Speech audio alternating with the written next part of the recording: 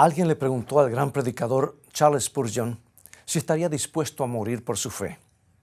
Pastor Spurgeon le preguntó si tuviera que dar su vida por las cosas que cree, ¿podría hacerlo? De ninguna manera, respondió. Bien, la respuesta fue un tanto sorpresiva, por lo que le pidió a Spurgeon que le explicara el por qué. Bien, las cosas son así, dijo el predicador. Si me preguntas si tengo el valor de morir por mi fe ahora mismo, debo ser honesto contigo. Tengo que decirte que no. La idea de morir no me resulta agradable. Pero si ese momento llegara, creo que Dios me daría el valor y la fuerza para enfrentarlo. Es una respuesta increíble de un personaje sorprendente. ¿Sabes algo? Me he preguntado muchas veces si tengo el valor que se necesita para ser un mártir, para morir por mi fe. Hasta que un día, profundizando en las profecías de la Biblia, encontré una clave que da la esperanza al corazón vacilante. Una clave tan poderosa que me da la absoluta confianza de que no importa que se presente en mi camino, podré enfrentarlo con una sonrisa y una canción en mi corazón. Quédate con nosotros y te mostraré esta clave.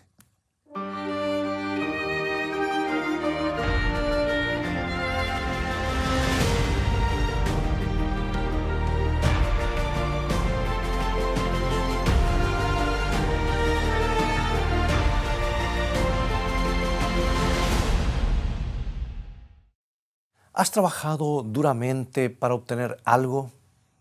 Quiero decir, sacrificadamente y durante muchos años. ¿Y alguien aparece de pronto y te lo quita? Entonces es posible que puedas identificarte con los temores y las frustraciones de un antiguo rey llamado Nabucodonosor. Llegó al trono de Babilonia siendo muy joven y gracias a sus esfuerzos convirtió a su nación en el imperio más grande que el mundo hubiera visto jamás. Era tan grande que se convirtió en el emblema de los logros humanos. Y el antiguo historiador Heródoto nos dice que quedó impresionado por todo lo que vio en la ciudad de Babilonia. Él dice lo siguiente, lo quiero leer textualmente. La ciudad, dijo, está asentada en una vasta llanura, es una inmensa ciudad con forma de cuadrado, de unos 20 kilómetros de lado y un circuito de más de 80 kilómetros. Además de su tamaño, sobrepasa en esplendor a cualquier ciudad del mundo conocido. Esto está en el libro de Heródoto, Las Historias, libro 1, párrafo 178. Heródoto no se sorprendería si supiera que hasta el día de hoy utilizamos la palabra Babilonia para describir un estado de opulencia y absoluta indulgencia. Nabucodonosor había construido el imperio más grande que el mundo hubiera visto y era consciente de ello. Su imperio era un monumento a su propia grandeza, una garantía de que ni la historia ni la geografía podrían olvidarse de quién era él y cuáles habían sido sus logros. Pero entonces apareció aquella fatídica noche cuando Dios le habló en sueños y le mostró la estatua hecha con diferentes metales. Representaba una sucesión de imperios que vendrían después. Y esa noche supo que Babilonia no duraría para siempre, que sería desmantelada por un poder que ni siquiera el rey más poderoso de la tierra podría resistir. Nabucodonosor, le dijo el profeta Daniel, puedes ser la cabeza de oro de la estatua, puedes gobernar el reino más fabuloso que haya existido alguna vez, pero un rey inferior a ti ocupará tu lugar. Increíblemente, Dios había elegido a un rey pagano para revelarle el futuro del mundo. Y en los tranquilos momentos de la parte más oscura de la noche, iluminó la mente del rey con una vívida representación del futuro que continúa dejando perplejos hasta el día de hoy los críticos más acérrimos de la Biblia. Con siglos de anticipación, Nabucodonosor vio el surgimiento y la caída de los imperios mundiales. Fue conducido por los corredores del tiempo hasta el mismo día de la consumación de la historia del mundo con la segunda venida de Cristo. Y el mensaje que recibió aquella noche fue claro: Dios tiene un propósito para la historia que no puede ser modificado ni siquiera por las personas más capaces o los planes más ambiciosos. Pero en vez de llenarse de alivio, por el hecho de que Dios está en el control de la historia humana, resulta que Nabucodonosor se sintió perturbado por el sueño, porque todo lo que había construido estaba destinado a quedar en ruinas. Por eso en el tercer capítulo de Daniel, el capítulo siguiente al sueño profético, encontramos a Nabucodonosor construyendo una estatua real en abierto desafío a la predicción divina. Y en vez de 4 metales diferentes. Ahora, además del barro, su estatua fue construida de oro puro de la cabeza a los dedos de los pies. Y el significado era claro. Su nombre y su reino nunca caerían, según él, a pesar de todo lo que hubiera podido decir Dios. Él quería autoconvencerse de que Dios estaba equivocado. Abramos las páginas de la historia sagrada y leámoslo en Daniel 3:1. El rey Nabucodonosor hizo una estatua de oro cuya altura era 60 codos y su anchura de 6 codos. La levantó en el campo de Dura, en la provincia de Babilonia. Era una declaración pública de que nadie podría detener su grandeza. Estaba alzando su puño ante el Dios de los cielos, tratando de convencerse de que Dios se había equivocado. Ahora, lo más interesante es que esta estatua no fue el primer monumento que se construyó en las llanuras de Babilonia, porque en Génesis capítulo 11 está la historia de otro altar de la grandeza humana que fue construido para desafiar a Dios. Génesis 11:4. Y dijeron: vamos, edifiquémonos una ciudad y una torre cuya cúspide llegue al cielo, y hagámonos un nombre por si fuésemos esparcidos sobre la faz de toda la tierra. Era la Torre de Babel, construida en la llanura de Sinar, un monumento de los hombres para desafiar a Dios. Y simultáneamente construyeron una ciudad que llegó a ser la ciudad de Babilonia, un símbolo permanente de la confusión religiosa y de la rebelión contra Dios. Fue el lugar del nacimiento de la falsa adoración, la cuna de la astrología, y aunque no lo quieras saber, del horóscopo y de las religiones paganas. Su influencia fue tan profunda que los efectos continúan entre nosotros hasta el día de hoy. Pero en el capítulo 3 de Daniel, el monumento a la autosuficiencia no es una torre, sino una estatua gigante de oro. Y a veces me pregunto si Nabucodonosor no la habrá construido en el lugar exacto en el que estuvo la Torre de Babel. Obviamente no podemos saberlo con certeza. Pero si no fue construida en el mismo lugar, ciertamente fue construida con el mismo espíritu, lo cual resulta evidente cuando vemos quiénes fueron invitados a la ceremonia de dedicación. Leámoslo en Daniel 3:2. Y envió el rey Nabucodonosor a que se reuniesen los sátrapas, los magistrados y capitanes, oidores, tesoreros, consejeros, jueces y todos los gobernantes de las provincias para que viniesen a la dedicación de la estatua que el rey Nabucodonosor había levantado. Al igual que la Torre de Babel, esta estatua tenía la intención de unir a todo el mundo bajo el espíritu de Babilonia. Todos los gobernadores del reino debían estar presentes, dando una clara señal de que al imperio de que el reino estaba más fuerte que nunca. Era la señal clara. Y cuando estuvieran reunidos, se les exigiría participar de una nueva religión mundial. ¿Suena esto conocido? Leámoslo en Daniel 3, 4 y 5.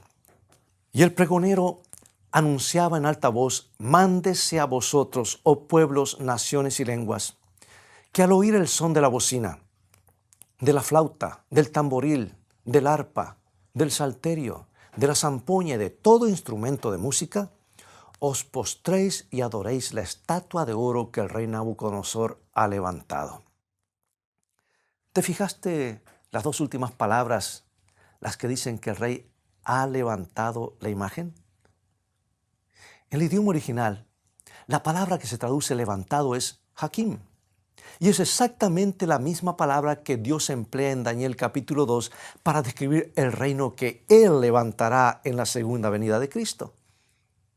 Y como lo señala el erudito Jake Duncan, esta palabra Hakim se usa 8 veces para describir la construcción de la estatua de Nabucodonosor. Es como si el rey estuviera construyendo su estatua en abierto desafío a Jesucristo, negando públicamente que Dios hubiera de derrotar a Babilonia para establecer su propio reino. En un intento desesperado por evitar lo que Dios había anticipado, ahora Nabucodonosor establece una religión mundial, universal, una alternativa a la verdad en la que el pueblo debía adorar una imagen en lugar de adorar a Dios.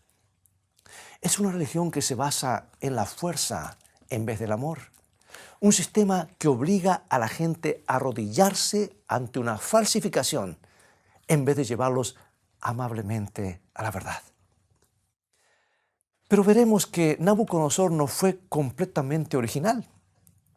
Resulta que su nueva religión se basa libremente en algo de la verdad.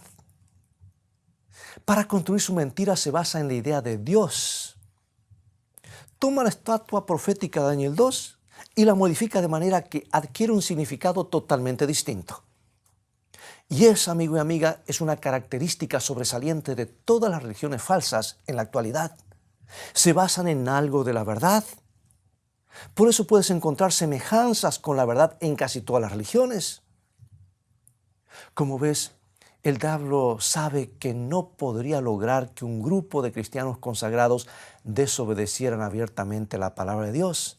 Entonces tuerce astutamente a la religión cristiana para despojarla de la profundidad y de la riqueza que Dios le ha dado.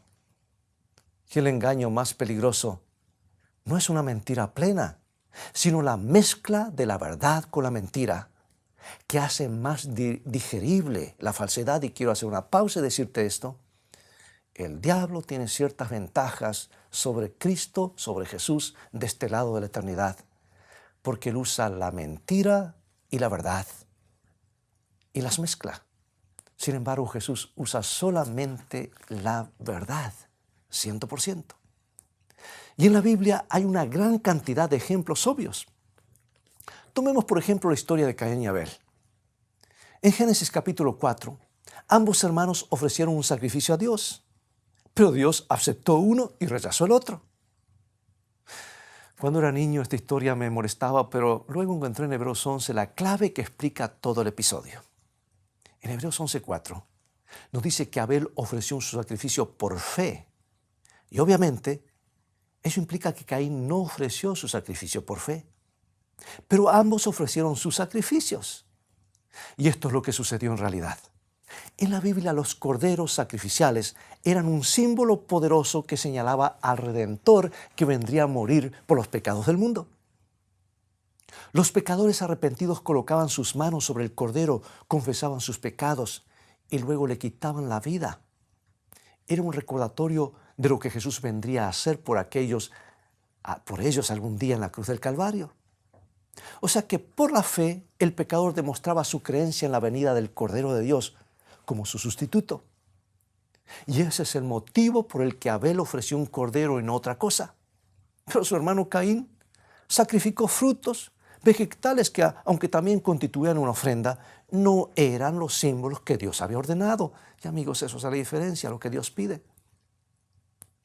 No representaban esos símbolos un sustituto viviente, sin mancha, para el pecador.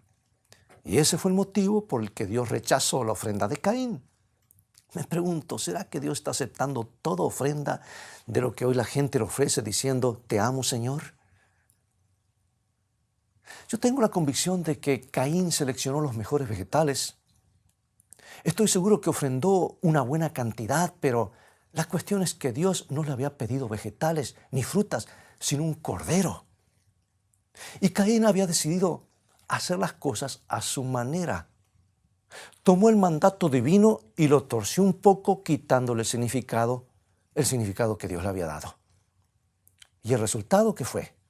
Una falsificación carente de fe que se asemejaba a la verdad. Una religión humana que honraba a Dios de labios, pero no se basaba en una fe real y viva en Cristo. Y esta es la marca distintiva de toda secta o religión falsa. El engaño más peligroso es el que más asemeja a la verdad, tejiendo una mezcla letal de superstición y falsedad con hebras de verdad. Es más fácil que bebamos cianuro si está mezclado en un vaso de limonada fría, que si lo encontramos puro en una botella que dice veneno. Por eso, el lenguaje de las sectas se asemeja al que podríamos escuchar en un púlpito cristiano. Son parecidos. Se parece tanto a la verdad que muchas personas caen en la trampa. Y así, poquito a poco, el diablo sembró una idea en la mente de Nabucodonosor. Algo así. ¿Por qué no tomas la estatua y la modificas un poco para moldarla a tus propios propósitos? Al fin y al cabo, ¿por qué tendría que estar Babilonia representada solo por la cabeza? ¿Por qué no por todo el cuerpo? ¿Hay algún indicio real de que el reino esté por colapsar? ¿No es Babilonia el reino más grandioso que el mundo haya visto jamás? El hecho de que Nabucodonosor tuviera suficiente oro como para construir una estatua de casi 50 metros, unos 150 pies de altura, sin que le afectara, era la clara evidencia de que el reino de Babilonia estaba muy lejos de caer, estaba en buena posición económica. Así la historia del capítulo 3 de Daniel nos muestra la mezcla de la verdad de Dios con la ambición y el orgullo humanos. Era un monumento construido por los hombres, construido sobre las palabras de Dios, una clara señal enviada al cielo de que la raza humana no tiene intención de creer en lo que le revela el Creador. Y para empeorar las cosas, Nabucodonosor obligó a sus súbditos a inclinarse y adorar la imagen so pena de muerte. Dice Daniel 3:6. Y cualquiera que no se postre y adore inmediatamente será echado dentro de un horno de fuego ardiendo. Yo quiero resaltar los componentes de esta historia, amigo y amiga, porque es una de las llaves maestras que descifran el significado de algunos de los pasajes más difíciles de la profecía bíblica. En primer lugar, el rey establece una religión falsa basada en la adoración a un ídolo. Luego envía un decreto universal para que todos los dirigentes políticos del imperio, instándolos a asistir y adorar la imagen de oro. Y si no lo hacen, los matará. Hay un paralelo sorprendente entre esta historia y algo que sucede en el capítulo 13 de Apocalipsis, algo que está próximo a ocurrir, amigos. Porque en este inquietante capítulo de la Biblia hay dos bestias que representan poderes cuyo objetivo es llevar a todo el mundo a una falsa adoración. La segunda bestia o segundo poder, según nos dice la Biblia, hace una imagen a la primera bestia o el primer poder y luego trata de que todos los moradores del mundo adoren a esa imagen. Y al igual que con la historia de la estatua de oro, hay un decreto universal y la pena por no cumplirlo es la muerte. Hay extrañas semejanzas, pero la historia se está repitiendo. Y al hablar de la segunda bestia, dice Apocalipsis 13, 14 y 15, y engaña a los moradores de la tierra con las señales que se le ha permitido hacer en presencia de la bestia, mandando a los moradores de la tierra que le hagan imagen a la bestia que tiene la herida de espada y vivió. Y se le permitió infundir aliento a la imagen de la bestia para que la imagen hablase e hiciese matar a todo el que no la adorase. Otra vez, tenemos un llamado universal a la falsa adoración, con la pena de muerte para todos los que no cooperen. Pregunto, ¿qué estamos viendo en este acercamiento global de todas las religiones? Jesús vio por anticipado y nos avisó, y lo predijo hace 2000 años a través de Juan. Encerrado en el relato del horno de fuego hay un claro mensaje para el pueblo de Dios que vive en el fin de los tiempos. Amigo y amiga, se acerca el momento cuando tu fe será puesta a prueba. Un momento cuando el mundo te exigirá, so pena de muerte, que actúes en directa violación a la ley moral de Dios. En el caso de Nabucodonosor, le exigió al pueblo que quebrantara el segundo mandamiento que prohíbe la adoración de imágenes. La Biblia nos dice claramente que en las horas finales de la historia de esta tierra, el pueblo de Dios quedará atrapado en otra controversia religiosa relacionada con la adoración. Se exigirá que violen los mandamientos de Dios. Pero la buena noticia es que, según lo anticipa la Biblia, habrá un grupo de personas que se aferrarán obstinadamente a su fe en Cristo. Se negarán a aceptar sustitutos. Se negarán a transigir. Y esto es lo que dice la Biblia en Apocalipsis 14:12. Aquí está la paciencia de los santos, los que guardan los mandamientos de Dios y la fe de Jesús. A pesar de la persecución, habrá personas que estarán dispuestas a renegar de su fe. Otras no estarán dispuestas y permanecerán firmes pase lo que pase, porque su compromiso con Cristo será inamovible. Y la Biblia nos cuenta que en los días de Nabucodonosor hubo 3 jóvenes que se negaron a inclinarse ante la falsificación y fueron Sadrach, Mesach y Abednego. Nada en este mundo era de más valor que su relación con Jesús y se mantuvieron firmes de parte de la verdad. Yo pregunto, si en el pasado fue el segundo mandamiento, ¿no crees que el punto de controversia tratándose de adoración tiene que ver con uno de los mandamientos? ¿Y qué tal el cuarto? Que es el único que nos habla de que Dios es el único que merece ser adorado por ser el Creador. Todo parece converger en ese punto. Ahora mira qué le sucedió a estos jóvenes. De acuerdo con lo estipulado por el rey, fueron arrojados dentro de un horno de fuego. Nabucodonosor le dijeron: no sabemos si Dios nos va a salvar de tu horno, pero una cosa sabemos, que nunca vamos a violar nuestra relación con Él. Amigo, amiga, permíteme que te formule una pregunta muy importante. ¿De dónde surge esa clase de compromiso inquebrantable? ¿Dónde encuentran las personas esa fortaleza para estar de parte de Dios, aunque no estén muy seguras de cuáles serán las consecuencias? Piensa en tu propio corazón. ¿No te hubiera gustado muchas veces haber tenido esa clase de confianza incondicional en la palabra de Dios? La Biblia nos cuenta qué sucedió entonces. Enceguecido, con el orgullo herido, el rey ordenó que los 3 muchachos leales fueran arrojados dentro de un horno que estaba tan caliente que mató a las personas que los tiraron en él. Pero para su sorpresa, descubrió que hay alguien mayor que las mayores ambiciones humanas. Alguien cuyo propósito final es la salvación del mundo y nadie lo apartará del mismo. Y cuando Nabucodonosor miró dentro del horno, advirtió que habían 4 hombres. Daniel 3:25. He aquí, yo veo 4 varones sueltos que se pasean en medio del fuego sin sufrir ningún daño. Y el aspecto del cuarto es semejante al Hijo de los dioses. Como ves, la Biblia dice que cuando debemos enfrentar los peores momentos de la vida, nunca estamos solos. Amigo y amiga, cuando parezca que todo está perdido, te encontrarás de pronto con tu Redentor. Porque Jesús no anda allí en alguna parte mirando lo que sucede desde lejos. Él está caminando entre las llamas a tu lado. Y aquellos 3 jóvenes salieron del horno sin otra cosa que un poco de olor a humo en sus ropas. Y Dios está tratando de decirnos que hará lo mismo por nosotros. No solo nos dará el valor para permanecer leales ante esa tremenda oposición, sino que caminará personalmente con nosotros hasta el fin de toda esa odisea.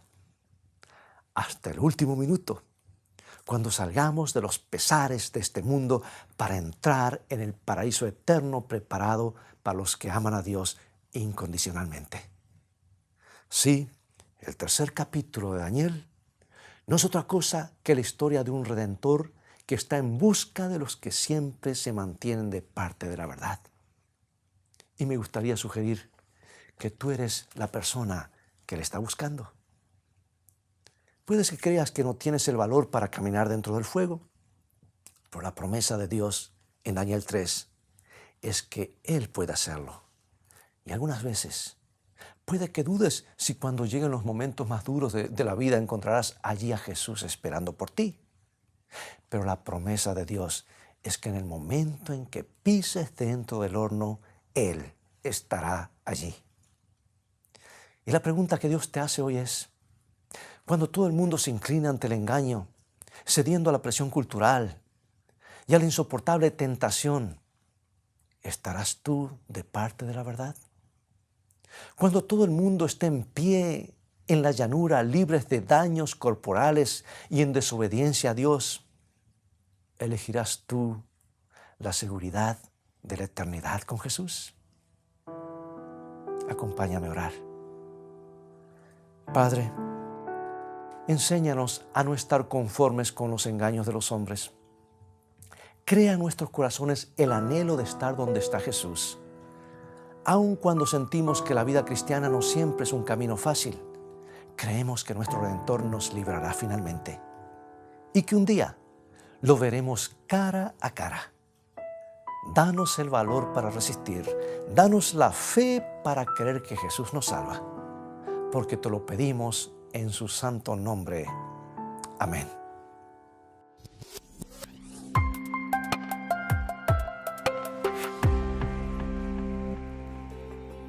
Ya están disponibles las nuevas guías de estudios bíblicos Escrito está. Un conjunto de 25 lecciones que abarcan las principales doctrinas bíblicas. Adquiérelo hoy, escritoestá.org.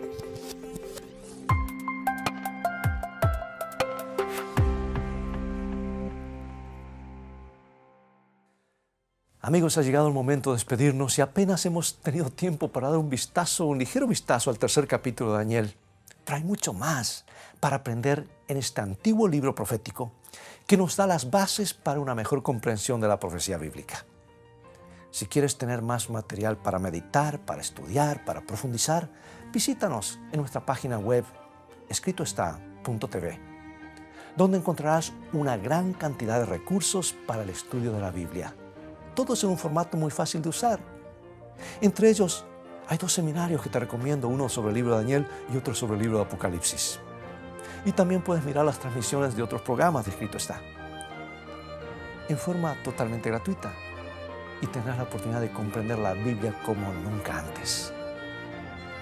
Dios te bendiga y te guarde en su amor, y recuerda, Escrito está, no solo de pan vivirá el hombre, sino de toda palabra que sale de la boca de Dios.